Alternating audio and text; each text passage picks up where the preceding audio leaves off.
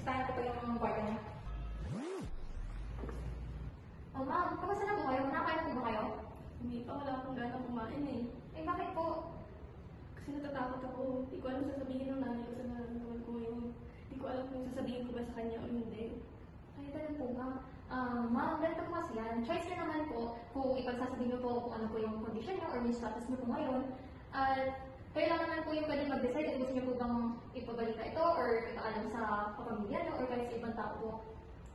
Nurse, ikaw lang po ba nakakaalam nun? Pwede po ba huwag niya sabihin sa iba? Ayaw ko kasi mas marami makaalam eh. Hindi pa malaki pa ng nanay ko.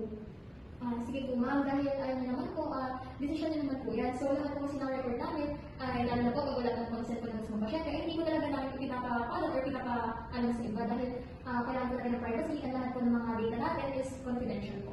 Sure yan, nurse, ha? Ma'am. Makasabihin sa nanay ko.